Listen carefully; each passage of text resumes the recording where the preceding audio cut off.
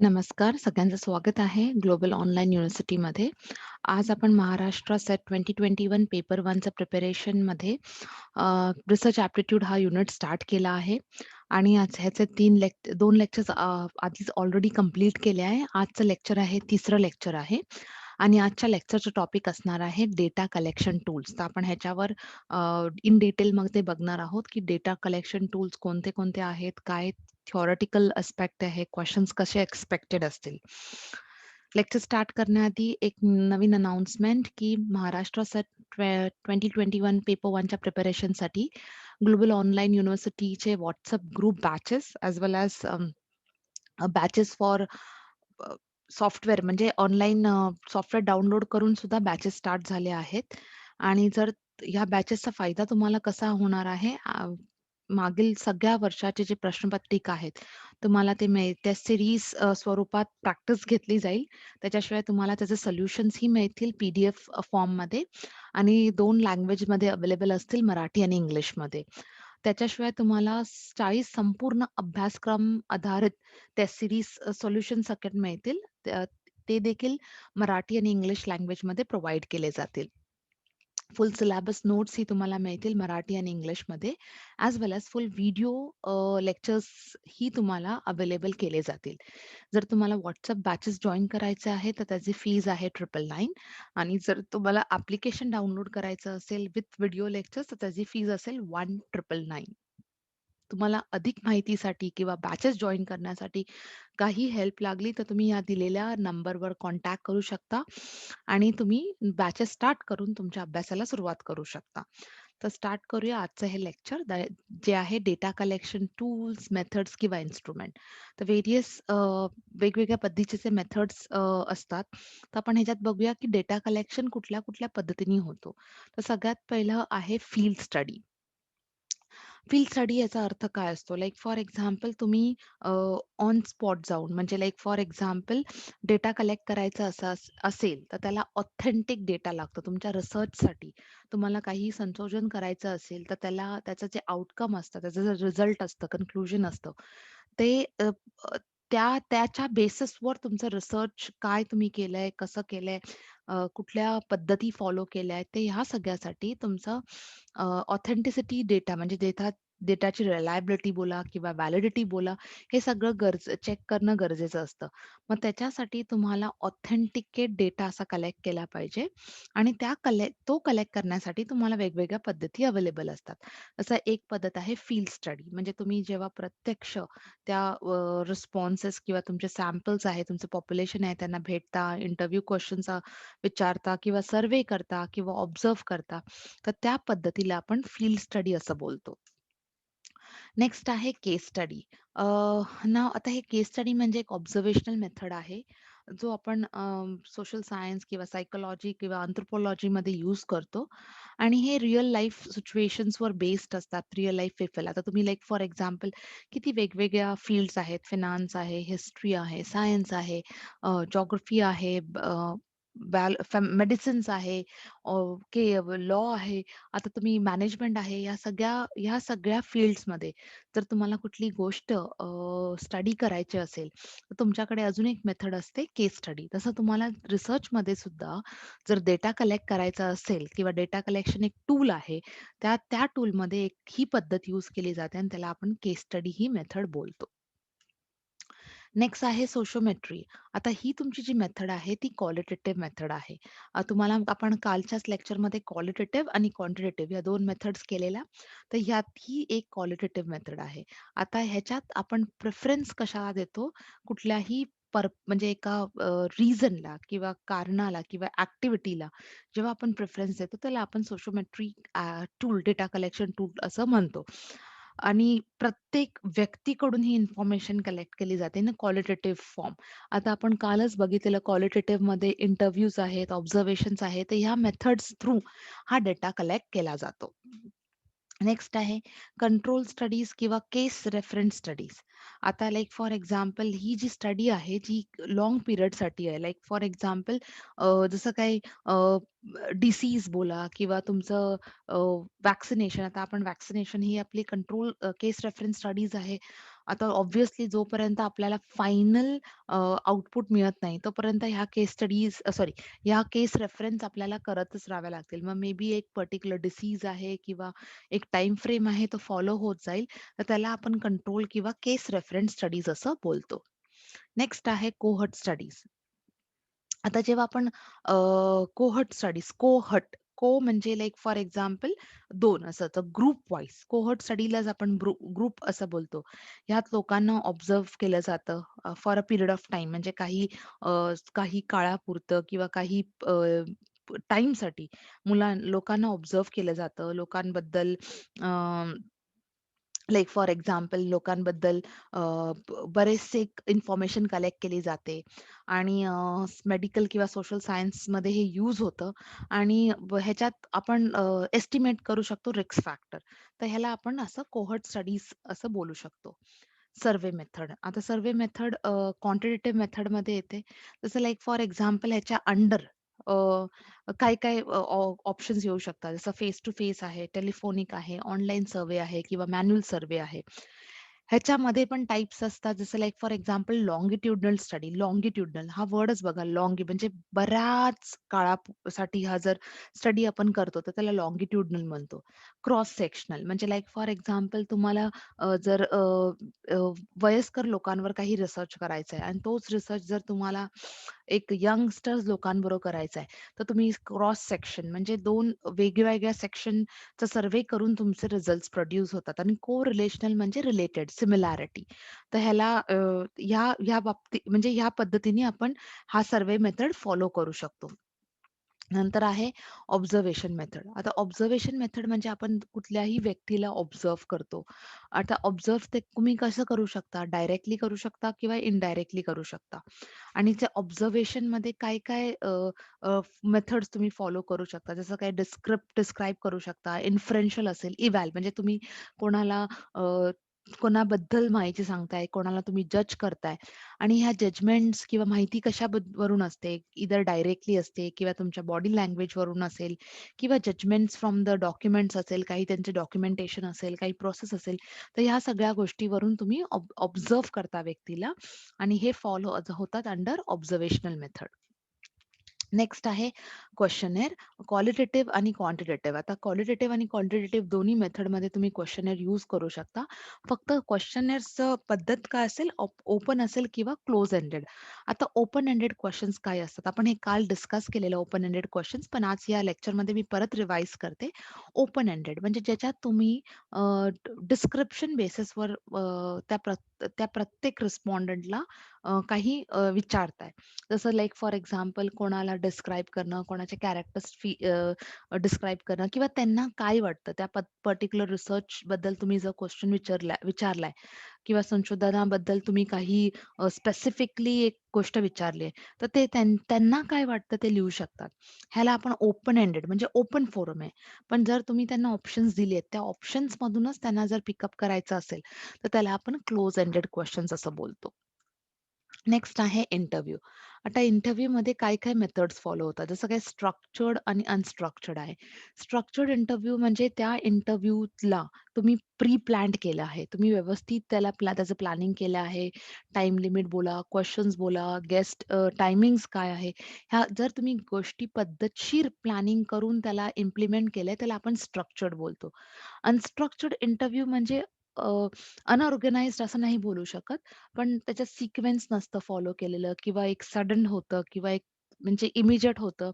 तर त्या गोष्टीला आपण अनस्ट्रक्चर्ड इंटरव्ह्यू असं म्हणतो. आपण लोकांचे इंटरव्ह्यूज म्हणजे 2 पेक्षा जास्त लोकांचे इंटरव्ह्यूज एकत्र घेतले, तर आपण त्याला ग्रुप इंटरव्ह्यू असं बोलतो. फोकस्ड इंटरव्ह्यू म्हणजे एक्झॅक्टली तुम्हाला काय पाहिजे, त्या रिसर्चमधून तुम्हाला तुमचं एम काय आहे? तुम्हाला कुठल्या गोष्टीवर फोकस करायचं तर त्या त्या गोष्टीला आपण फोकस इंटरव्ह्यू असं बोलतो. Clinical interview like for example जर समजा तुम्ही एका सायकियाट्रिस्टकडे गेला. अ, अ, म्हणजे तुम्हाला एक लाइक एक पर्टिक्युलर काही गोष्टींचं तुम्हाला बर्डन आहे, टेन्शन आहे, मे बी डिप्रेशन आहे. तर तुम्हाला त्या त्या परिस्थितीतून बाहेर काढण्यासाठी कोणी व्यक्ती असू दे, त्याच्याबरोबर बोलून त्याच्या मे बी त्याच्या पास्टबद्दल किंवा त्याच्या मनात काय चाललंय, ह्या सगळ्या गोष्टी आपण क्लिनिकल इंटरव्ह्यूमध्ये कंडक्ट करतो.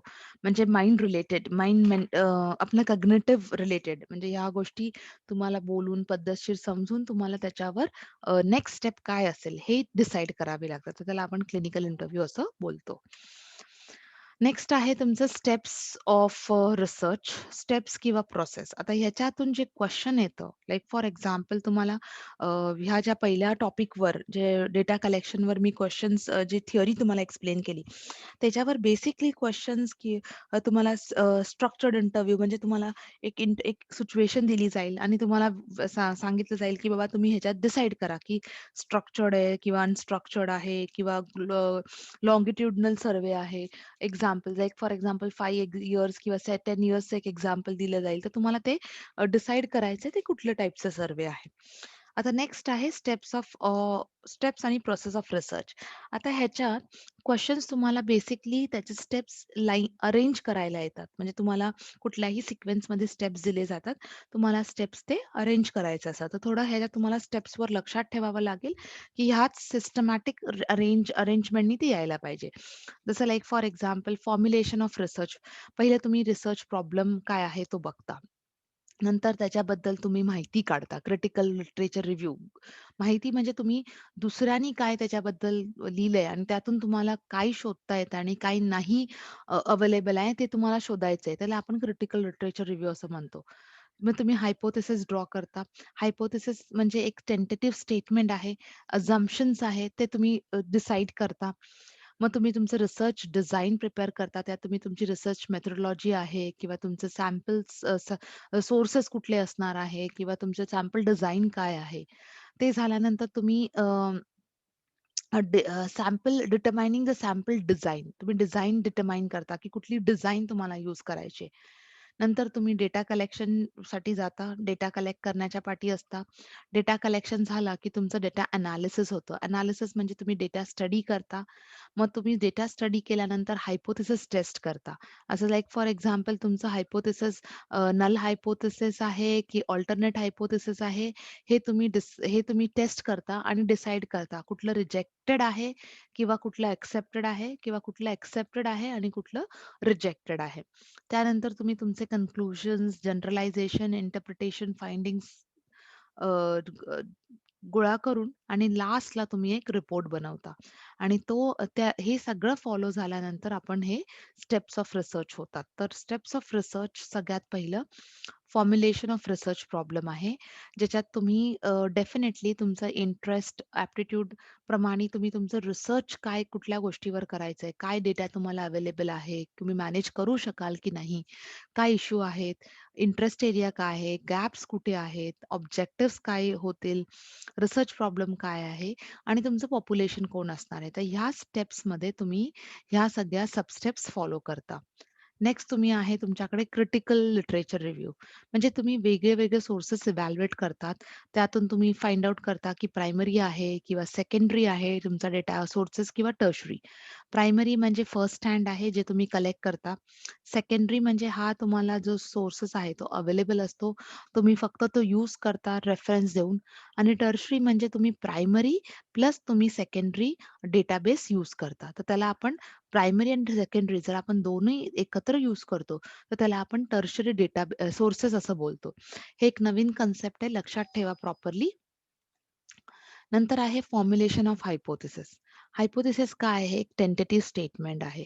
ते काय हेल्प करतं? तुम्हाला रिसर्च प्रॉब्लेम फाइंड करायला हेल्प करतं किंवा गॅप्स काय आहेत ते आयडेंटिफाय करायला हेल्प करतं. पुढे इन्व्हेस्टिगेशन करायला हेल्प करतं आणि त्याच्यातूनच आपल्याला इंडिपेंडंट व्हेरिएबल आणि डिपेंडंट व्हेरिएबल मिळतात. आपण हे काल इंडिपेंडंट व्हेरिएबल केलं आहे, डिपेंडंट व्हेरिएबल केलं आहे. इंडिपेंडंट व्हेरिएबल कंट्रोल्ड आहे. डिपेंडंट व्हेरिएबल मेजरेबल आहे. सिंपल हायपोथेसिस तुमचं हायपोथेसिस सिंपल असू शकतं किंवा कॉम्प्लेक्स. सिंपल म्हणजे ते फक्त रिलेशनशिप प्रेडिक्ट करतं आणि जर कॉम्प्लेक्स म्हणजे ते एक्झामिन करतं. हायपोथेसिस जेव्हा पण तुम्ही फ्रेम कराल, ते क्लिअर असलं पाहिजे, सिंपल असलं पाहिजे. कंप्लीट असलं पाहिजे, कम्युनिकेबल असलं पाहिजे आणि ॲक्सेप्टेबल असलं पाहिजे. त्याला तुम्ही जास्त कॉम्प्लिकेट नाही करू शकत. नेक्स्ट आहे तुमचं रिसर्च डिझाइन. आता रिसर्च डिझाइन तुमची ब्लूप्रिंट आहे. रिसर्च काय आहे तुम्ही करणार आहे त्याची ब्लूप्रिंट म्हणजे एक्झॅक्टली एक एक एक प्री प्लॅन्ड वे. ओव्हरऑल फ्रेमवर्क आहे, स्कोप डिस्क्राईब करतं, तुमचे sample size, data, sources, techniques, analysis, ethical issues हे सगळं तुम्ही कशामध्ये फ्रेम करता? रिसर्च डिझाइनमध्ये. तुम्हाला हे स्टेप्स पण येऊ शकतात म्हणून मी हे डिटेल पी-पी-टीमध्ये तुम्हाला सगळे स्टेप्स व्यवस्थित दिलेत. तुम्हाला हे एक 1-2दा प्रॉपरली वाचावं लागेल. तेव्हा जाऊन लेक्चर झाल्यानंतर, व्हिडिओ लेक्चर नंतर होप सो की तुम्ही हे प्रॉपरली वाचता. आणि हे असं नाहीये की व्हिडिओ बघितला आणि एकदा वाचला तुम्ही साइड बाय साइड तुमचे नोट्स प्रिपेअर करा. त्यांनी काय होतं, त्याने तुमचं लक्षात गोष्टी खूप लवकर राहतात आणि परमनंटली राहतात. तर हे तुम्हाला एफर्ट्स घ्यावेच लागतील. ओके. तर नंतर तुम्ही सॅम्पल डिझाइन करता. त्याच्यामध्ये तुम्ही पॉप्युलेशन स्टडी काय आहे तुमचं, प्रोसेस काय आहे, फ्रेमवर्क काय आहे, साइज काय आहे आणि टेक्निक्स काय, हे तुम्ही सगळं डिसाईड करता. नेक्स्ट आहे डेटा कलेक्शन. डेटा कलेक्शनमध्ये तुम्ही फॅक्ट्स म्हणजे तुम्ही टेस्टेबल फॅक्ट्स बघता. टूल्स, मेथड्स, इन्स्ट्रुमेंट्स हे तुम्ही बघता. काय कुठले टूल्स आहेत, कुठले मेथड्स आहे किंवा कुठली इन्स्ट्रुमेंट आहे. जसं आपण आता केलंय. तुमचं क्वेशनेअर आहे किंवा तुम्हाला तुमच्याकडे तुमचं सर्व्हे आहे, काय आहे ते तुम्ही ह्याच्यामध्ये तुमचं डिसिजन तुम्हाला कळतं, की तुम्ही कुठला टूल वापरलाय डेटा कलेक्शनसाठी.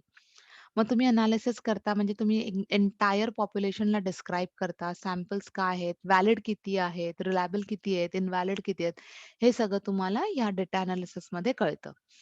नंतर नेक्स्ट आहे तुमचं हायपोथेसिस टेस्टिंग. मग तुम्ही आता टेस्ट करणार आहे. तुम्ही जे हायपोथेसिस फॉर्म्युलेट केलेत, ते हायपोथेसिस आणि तुमच्या डेटा कलेक्शनचं रिझल्ट. कुठलं रिजेक्ट होतंय, कुठलं एक्सेप्ट होतंय किंवा कुठलं एक्सेप्ट होतंय आणि कुठलं रिजेक्ट होतंय. हे तुम्हाला या टेस्टिंगमध्ये कळेल. नेक्स्ट तुम्ही जनरलायझेशन आणि इंटरप्रिटेशन करता. जे पण तुमचे फाइंडिंग्स आले त्याच्या बेसिसवर तुम्ही statements, significance, acceptance and rejection generalise करता. नंतर तुमचं आहे रिपोर्ट प्रिपरेशन. सगळं झाल्यानंतर तुम्ही हे रिपोर्ट प्रिपेअर करता. तुम्ही तो report as in form of एक पेपर प्रिपेअर करता, जो वर्कशॉप, सेमिनार किंवा कॉन्फरन्समध्ये तुम्ही पब्लिश करू शकता. अकॅडमिक जर्नलमध्ये ओके. अकॅडमिक्स डिग्रीसाठी सुद्धा हा यूज होता आणि हा तुमचा फायनल स्टेप असतो. तुम्हाला ह्या सब स्टेप्स म्हणजे तुम्हाला सब पॉइंट्स किंवा मेन स्टेप्स काय आहेत, हे तुम्हाला प्रॉपरली कळेल. आणि हे होतं तुमचं आजचं लेक्चर. आता उद्याच्या लेक्चरमध्ये नवीन रिसर्च टॉपिक स्टार्ट करूया. रिसर्च जरा इम्पोर्टंट आहे. म्हणजे थोडेसे क्वेशन्स कसे ना आणि हा तुमचा एक बेसिक सब्जेक्ट आहे. तुम्हाला इन जनरल पण हा सब्जेक्ट खूप महत्त्वाचा आहे. तर थोडा लक्ष देऊन किंवा थोडा डिटेल स्टडी करून तुम्ही जरा करा. फक्त व्हिडिओ लेक्चर एकदा बघितल्याने कन्सेप्ट्स क्लिअर होत नाही. तुम्हाला 1-2 वेळा वाचन करावं लागेल. एक डीप स्टडी करावी लागेल आणि त्याच्यानंतर तुमचा हा कन्सेप्ट्स क्लिअर होऊन तुमचं परफेक्ट म्हणजे तुम्हाला सब्जेक्ट नॉलेज परफेक्ट होईल. तर दिवस कमी राहिले आहेत तुमच्या हातात आणि जोरदार तयारी करायची आहे तुम्हाला. एकच तुमचं लक्ष हवं, की बाबा एकच एम हवं, की हा अटेम्प्टमध्ये तुम्हाला एक्झाम क्लिअर करायची आहे. Okay. So see you tomorrow. Thank you everyone. See you tomorrow. Next लेक्चरमध्ये एक नवीन topic for research aptitude. Thank you.